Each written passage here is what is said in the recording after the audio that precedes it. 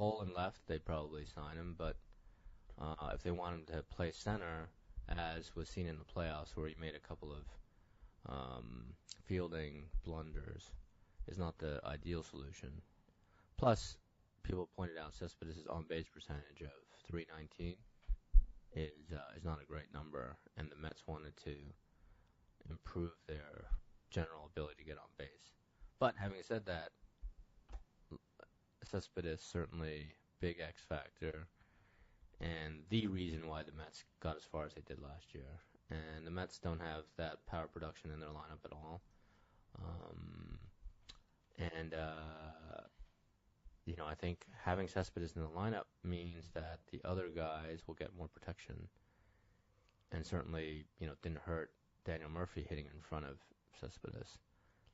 He got more fastballs to hit. So, and then Cespedes has got a great arm, great base runner,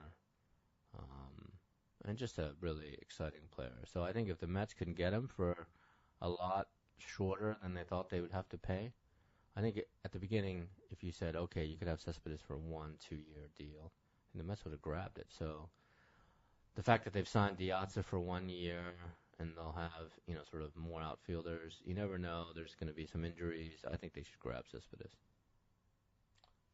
Yep. They still don't have that middle of the order bat.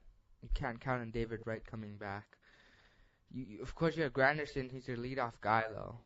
Lagares, who knows what he'll bring. You have Duda, who, when he is hot, he's as great a hitter as anyone in baseball. When he's cold, he can be as worse of a hitter as anyone in baseball. He's probably one of the most streaky guys, which, it's the same thing can be said for Chris Davis, who just earned that huge deal with the Orioles. But yeah, I think Duda is underrated. I'm glad we're keeping him. And he's cheap. Chris Davis, of course, just signed a deal on par with Jason Hayward. He got 7 years, $161 million, something like that. And as a result, the Orioles were looking to be the favorites to sign Cespedes. They offered him $90 million over 5 years, which Cespedes was considering. But now that they've got Chris Davis, who knows if they're willing to put out another big contract, offer another big contract. And if not, then maybe the Mets will be in play. But given how unaggressive they are, I just don't see it happening, unfortunately. I think the Mets, if they'd signed either Denard Span to play center and lead off, which would have put Granderson sort of in the back of the middle of the order to get another power bat in the middle, that would have been great. Or signing Cespedes. I think one of those two things is really, ideally, if they weren't financially constrained, what they should do. So let's hope that they'll look to Cespedes again and just remember what he did during the regular season and not look so much at what happened in the World Series. Although I think he was hurt. I think his shoulder was ailing during the playoffs, which is why he didn't perform at that point. Yep. Otherwise, the Mets are, I think, in the market for another reliever. They surprisingly gave Mejia another chance. I would not have. And he's not going to be back until the middle of the year. But so who do they have in the bullpen now? They signed Addison Reed, bringing him back. I think they're still on the fence with Tyler Clippard. Clippard wants a longer deal than the Mets are willing to give. And of course, but I think they should go after Antonio Bastardo. Yep. Because Clippard was, he faltered at the end of last season. As much as as good as his numbers were, further in-depth stats showed that he actually rapidly declined last season. Mm-hmm. So I don't think the Mets should go that route. I think they should sign Bastardo. They still need that trusty lefty, apart from Gil Martin. Bastardo can bring that. And then, of course, they have Reed, their setup righty, who's good when there are no runners on base. So you have that option. And then, of course, the rest of the bullpen, Gil Martin, Logan Verrett, who figures to be the Mets swingman next year. Right. And who else is there? How about Blevins is coming Oh back yeah, now, Jerry right? Blevins is coming back as well. After being injured, so he could be a pretty dependable arm. Who else? Is Carlos Torres signed? Carlos Torres, I think so. Who's going to be the seventh inning man? As it's probably it's gonna be um Addison Reed, right? Well, who's going to pitch the eighth? Oh, I'm hoping they sign Bastardo. Bastardo or Tyler Clippard? Yep. And then or Mejia when he comes back. hmm And of course, the Mets brought back fan favorite Bartolo Colon. So that might be the best signing of all in the offseason.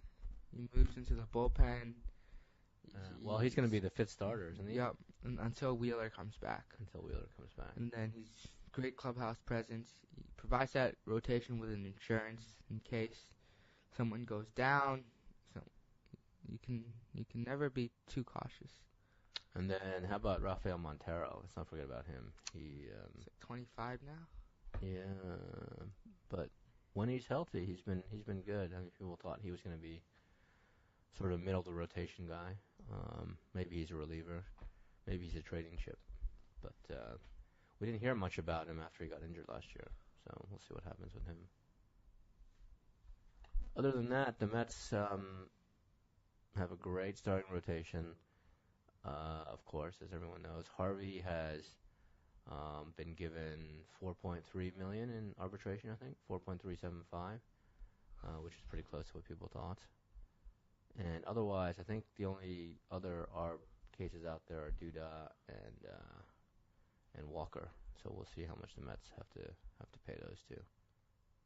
So the payroll looks like it's going to be at 120 million, which is a little bit higher than it was at the starting day last year, barring a major move to sign Cespedes. If they don't sign Cespedes, they're still going to look for a right-handed backup bat. I think Rayburn has been talked about. So has Marlon Byrd. Who else has been out there? Anyway, a bunch of potentials out there. Big right-handed bat. Rayburn, I think, is probably the best alternative of that bunch. So we'll see. But we're still hoping for Cespedes. Yup, we definitely are. The Mets lineup looks complete but not great. And of Once course, they add Cespedes in there, it's gonna be that.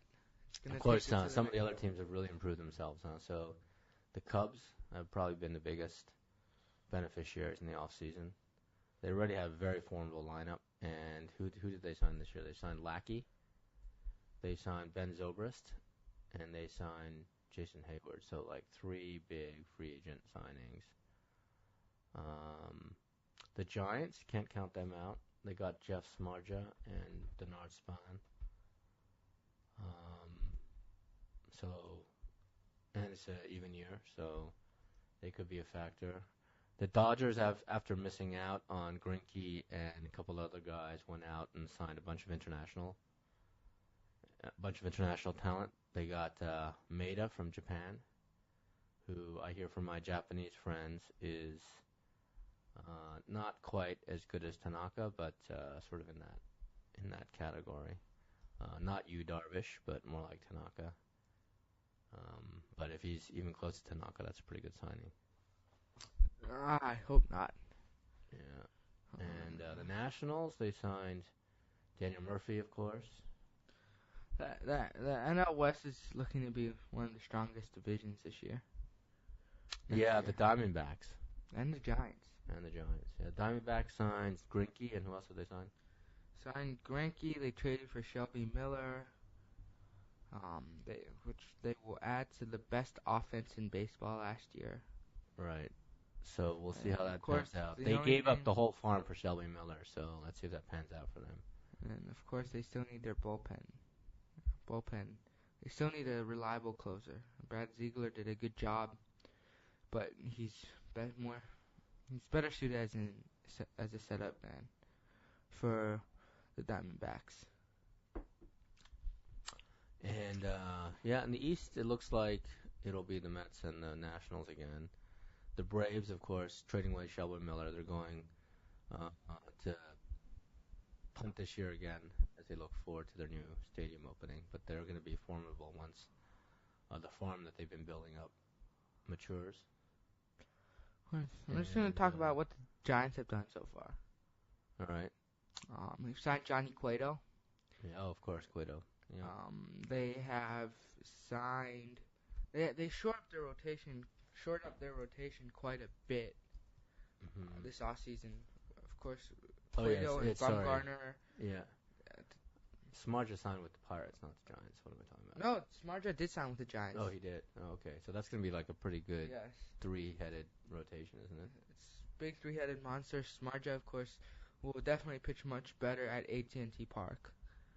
And then who's going to be the fourth man? Matt Cain, is he back? Yup, and PV too. And PV will be the fifth guy. And Lincecum Oh, they is out, right? Yup, they still have Chris Heston, of course, who threw the no-hitter last year. That's right. So the Giants are going to be looking pretty tough next year. Of course, they also signed Span. All right, we've got Span and Pagan, two great center fielders, but also two really injury-prone center fielders. But that gives them a bit of insurance. They have